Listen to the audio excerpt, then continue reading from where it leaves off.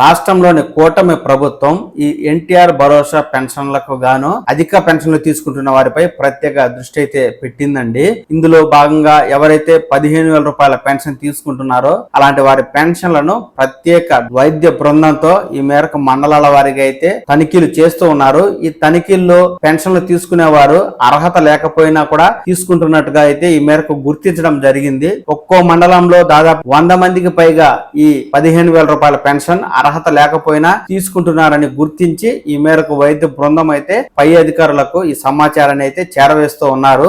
ఈ విధంగా సెప్టెంబర్ 1వ తేదీ నుంచి ఈ 15,000 రూపాయల పెన్షన్ తీసుకునే వారి కేటగిరీ మారిపోయి ఏదైతే ప్రస్తుతం 15,000 తీసుకున్నారో అలాంటి వారికి సెప్టెంబర్ నెలలో 6,000 రూపాయల పెన్షన్ ఇచ్చే విధంగా ప్రభుత్వం అయితే చర్యలు తీసుకోబోతున్నట్టుగా మనకు స్పష్టంగా తెలుస్తూ ఉంది. కూటమి ప్రభుత్వం అధికారంలోకి వచ్చి ఈ వృద్ధాప్య పెన్షన్ అయితే పెంపు చేయడం జరిగింది. ఇందులో భాగంగా వృద్ధులకు 4,000, దివ్యాంగులకు 6,000, ఒకవేళ దీర్ఘకాలిక వ్యాధులు ఉన్నట్లయితే అలాంటి వారికి 10,000, పూర్తిగా మంచానికే పరిమితమై వీల్ చైర్ లో ఉండే వారికి 15,000 రూపాయల పెన్షన్ ఇస్తూ ఉంది.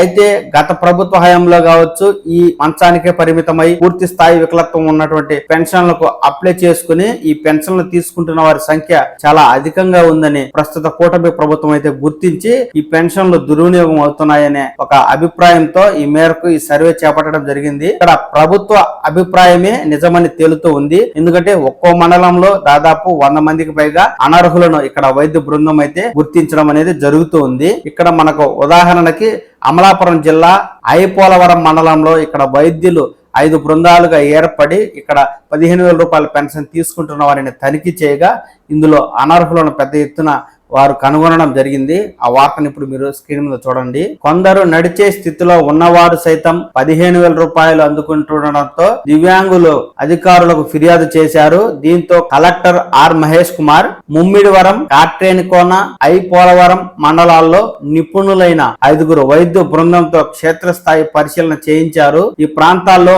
103 మందిని 15,000 రూపాయల చొప్పున పింఛన్లు తీసుకుంటుండగా అందులో 58 మంది మాత్రమే అర్హులని నిర్ధారించారు. మిగతా వారికి దివ్యాంగ పెన్షన్ 6,000 ఇస్తామంటూ కలెక్టర్ గారైతే ఇక్కడ పేర్కొనడం జరిగింది. తూర్పు గోదావరి జిల్లా వ్యాప్తంగా తమకు 15,000 రూపాయల చొప్పున పింఛన్ అందించాలనే దరఖాస్తులు ఇటీవల అధికంగా వస్తున్నాయని డిఆర్డిఏ పీడీలు చెబుతూ ఉన్నారు. నడిచే స్థితిలో ఉన్న ఈ స్థాయి మొత్తం పలువురు అందుకుంటున్న నేపథ్యంలో తమకు ఎందుకు ఇవ్వరని కొందరు లబ్ధిదారులు ప్రశ్నిస్తున్నారు. దీంతో అర్హులకు మాత్రమే ఆ సాయం అందిస్తే ప్రయోజనం అన్న అభిప్రాయం వ్యక్తమవుతూ ఉంది. చూశారు కదా, ఇక్కడ కొంతమంది నడిచి చిన్న చిన్న పనులు చేసుకునే స్థాయిలో ఉన్నవారు కూడా ఈ 15,000 రూపాయల పెన్షన్ తీసుకుంటూ ఉండడంతో మిగిలిన దివ్యాంగులు కూడా వారికి ఇస్తున్నారు, మాకెందుకు ఇవ్వరు అంటూ ఈ మేరకు 15,000 రూపాయల పెన్షన్ కావాలి అని అప్లికేషన్ పెట్టుకుని ఉదాహరణకి తమ గ్రామాల్లో వస్తున్న వారి పేర్లు అయితే ఇక్కడ చెప్తూ ఉన్న నేపథ్యంలో అధికారులు ఇలాంటి వారిపై ప్రత్యేక దృష్టి అయితే పెట్టడం జరిగింది. ఎవరైతే నిజంగా మంచానికే పరిమితమై వీల్ చైర్ కే పరిమితమై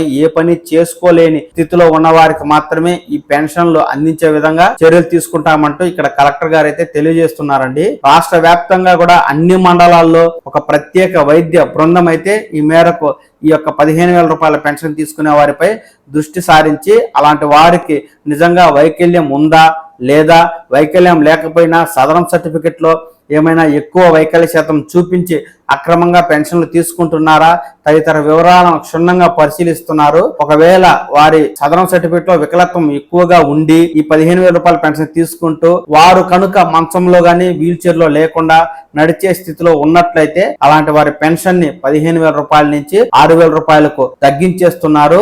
అంతేకాదు ఇలాంటి వారికి ప్రత్యేకంగా సదరం క్యాంపులను ఏర్పాటు చేసి మరోసారి సదరం సర్టిఫికెట్ రీఅసెస్మెంట్ చేసే విధంగా కూడా చర్యలు తీసుకుంటున్నట్టుగా మనకు తెలుస్తూ ఉంది. దీంతో ఈ మండలాల వారీగా 15,000 రూపాయల పెన్షన్ తీసుకుంటున్నటువంటి లబ్ధిదారులను పరిశీలిస్తున్న వైద్య బృందం రిపోర్టు ఆధారంగా మనకు సెప్టెంబర్ 1వ తేదీ నుంచి 15,000 రూపాయలు తీసుకుంటూ ఎవరైతే అనర్హత లేదో అలాంటి వారికి 6,000 రూపాయల పెన్షన్ కింద మార్పు చేసి 6,000 రూపాయల పెన్షన్ ఇచ్చే విధంగా కూడా ఇక్కడ డిఆర్డిఏ అధికారులు అయితే చర్యలు తీసుకోబోతున్నారు. ఎవరైతే దివ్యాంగులండి అర్హత లేకుండా 15,000 రూపాయలు తీసుకుంటున్నారో అలాంటి వారి పెన్షన్ పూర్తిగా తొలగించరు.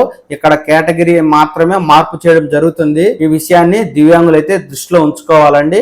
ఇక మామూలుగా దివ్యాంగులకు వచ్చే 6,000 రూపాయల పెన్షన్ కావచ్చు, ఇక్కడ దీర్ఘకాలిక వ్యాధిగ్రస్తులకు వచ్చేటువంటి పెన్షన్ 10,000 రూపాయలు కావచ్చు, నార్మల్ గా వారి కేటగిరీకి తగిన విధంగానే పెన్షన్ అయితే మనకు సెప్టెంబర్ 1వ తేదీనే గ్రామ వార్డు సచివాలయ ఉద్యోగుల ద్వారా ప్రభుత్వం అయితే పంపిణీ చేస్తుంది. త్వరలోనే సెప్టెంబర్ నెలకు సంబంధించి ఈ ఫండ్స్ అయితే ప్రభుత్వం రిలీజ్ చేయబోతోంది. ఆ నిధులు విడుదల చేసిన వెంటనే ఆ సమాచారాన్ని కూడా నేను మీకు ఉన్నట్టుగా తెలియజేస్తాను. ఎప్పటికప్పుడు ఆంధ్రప్రదేశ్ మరియు తెలంగాణ ప్రభుత్వ పథకాలు, ఉద్యోగ సమాచారం ఏది ఉన్నా ఉన్నట్టుగా మీరు తెలుసుకోవాలి అనుకుంటే ఈ పవన్ టాక్స్ తెలుగు ఛానల్ ని లైక్ చేసి సబ్స్క్రైబ్ చేసుకోండి. నమస్కారం.